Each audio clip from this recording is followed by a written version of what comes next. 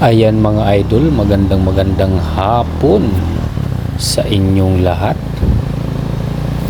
Araw ng Tuesday. Abay, ito na naman, nagbiyahe ako mga idol. Nandito ako sa Friendship, Balibago, Angeles City. Ito ay side mga idol ng Clark. Ako pa uwi na ng bahay mga idol.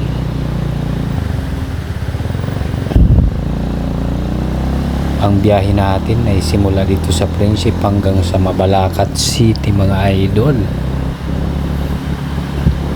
Tapos na naman ang maghapon na trabaho. Kaya ito, biyahe-biyahe muna tayo. Kailangan talaga natin magsumikap mga idol sa ating pamilya. At ngayong hapon na to, napakaaliwalas ng daan, hindi masyadong traffic. Dahil napakamahal nga naman ng gasolina, walang masyadong nagbiyabiyahe mga idol. Yung iba siguro mga gumagamit ng diesel ay namamahala na. Ako nga ay yung 100 na gas ko araw-araw naging 200 na mga idol. Yung weekly ko na nagagastos dati 600 lang, ngayon nadagdagan ng 600, naging 1,200. Dubli na mga idol yung gastos ko, grabe. Tapos ang takaw-takaw pa ng motor ko sa gasolina. Ayun si ate nakatingin sa akin. Nakita niya yung camera ko dito sa harapan. At dito nga pala tayo mga idol dadaan sa Clark. Ayan, papasok muna tayo dito sa Clark. Ayan sila, oh, mga puting kotse, van. At dalawang security guard na nakabantay mga idol. Kunting malikad lang dyan, naharangin ka kaagad. At dito na mga idol, nakapasok na tayo sa Clark. Talagang napakaaliwalas ngayon ng daan. Yung isang gasolinahan dito na Petron abay nagsarado na mga idol dito sa loob ng Clark. Doon yung banda sa bandang kaliwa, ayun yung Petron na yun mga idol. Sarado na yun. Dalawa yan sila na magkatabi, yung isa na lang sa kabila ang bukas. Ayun, yun banda dun mga idol sa dulo, yung pagpasok mo yung unang-una, yun na lang ang nakabukas, yung isa sarado na. At ang sarap ng Jollibee, oh. Sino kayang may magpapalibreng Jollibee sa amin mag-aama? Ay mga idol, shoutout pala sa mga subscriber ko dyan. Maraming salamat sa patuloy na pag-suporta nyo sa akin. Sa mga nagsusubscribe, nagko-comment, maraming salamat po. Shoutout po sa inyong lahat. At syempre mga idol, sana suportahan nyo palagi dahil ito yung pangarap ko mga idol. Gusto ko na rin ma-monetize sa aking YouTube channel mga idol. At syempre gusto ko na rin matupad ang aking mga pangarap mga idol, yung sumahod man lang dito sa YouTube, di ba? Lahat naman tayo mga vlogger ay nangangarap makasahod dito sa mundo ni YouTube mga idol. Syempre dahil pangarap ko talaga mga idol magkabahay, mabigyan ko ng magandang tirahan ng aking mga anak mga idol. Yun lang naman ang pangarap ko mga idol. Hindi na ako nagngangarap ng iba pang bagay na ano. Gusto ko lang magkaroon ng sariling bahay, sariling tirahan ng mga anak ko, dahil kung sakali man ako'y mawala mga idol, hindi problemahin nila ang kanilang matitirahan. Kaya nag-ano ako mga idol, nag-vlog ako dahil kami ngayon ay nakatira lang sa bahay ng pinsan namin. Kami ang nagbabantay mga idol, kung papaano na lang kung pinaalis na kami dito sa bahay na to, wala na kaming titirahan mga idol. At ayun nga yung SM Clark mga idol. Dito tayo sa harap ng SM Clark, napakaganda dyan.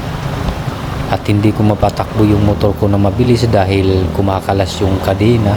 At pag nakalas yung kadena mga idol, baka umipit at baka madisgrasya ako at sumimplang. Mahirap na. mas lalo akong hindi makakapasok sa trabaho mga idol. Kaya yung takbo ng motor ko ay chill lang mga idol. Ayun, buti na lang di pa nag-red yung signal stoplight, kaya nakadiretso tayo mga idol. Dito tayo naabutan, ayun, red na. Ayan mga idol, dito nga pala sa papunta ng SM Clark. Ayan yung stoplight dito mga idol. Talagang pag dumadaan ako dito, halos nung mga nakaraang buwan, talagang grabe ang sasakyan dito. Halos ang hirap makatawid dito sa sobrang dami ng sasakyan dito sa pagka-traffic. Ngayon kitang-kita mo na maaliwalas ang daan mga idol. Halos mangilan-ngilan lang yung sasakyan na makikita mo dito. Talagang pag duman ako dito nung mga nagkaraang buwan mga idol, talagang ang traffic dito sobra. Halos nakaguna, di pa rin umuusad yung mga sasakyan dahil sa sobrang dami ng sasakyan mga idol. Ngayon mangilan-ngilan na lang, halos ilan-ilan na lang ang dito sa stoplight. Di na masyadong madami ang sasakyan mga idol. Dito yan sa harap ng SM Clark mga idol. At ako naman ay papunta ng perimeter doon ng papunta ng Mabalacat City mga idol.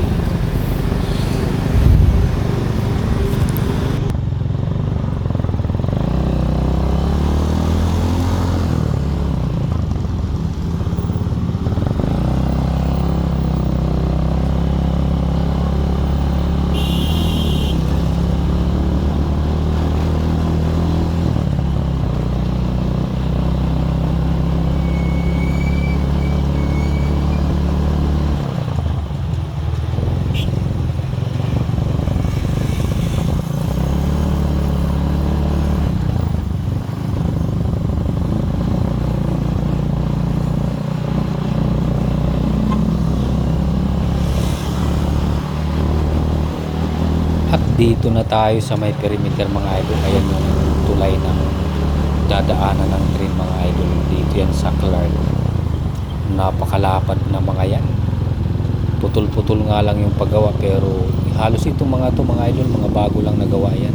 Tuloy-tuloy naman yung paggawa nila kasi inuuna nila yung parte papunta ng Balibago, papunta ng Angeles at San Fernando. Inuuna. Dugtungan lang mga idol.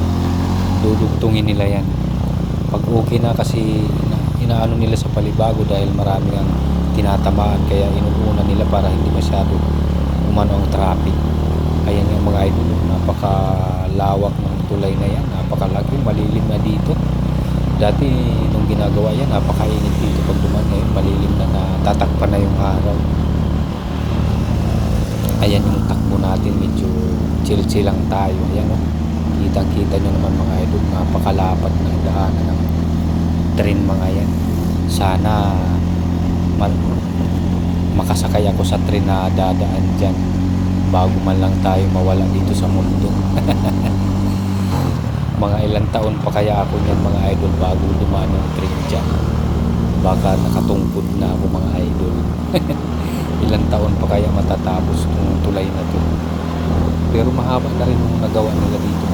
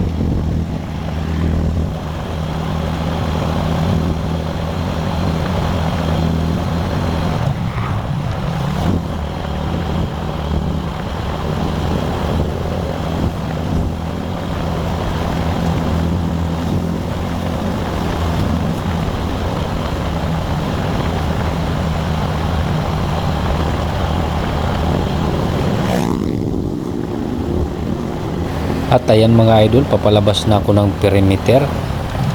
Papunta na tayo ng main gate ng Mabalacat City mga idol. Ayan no. Ayan, ito yung main gate ng Mabalacat City mga idol. Halos kunti-kunti na lang din ang dumadaan dito ng mga sasakyan pag lumalabas ako dito. Nako,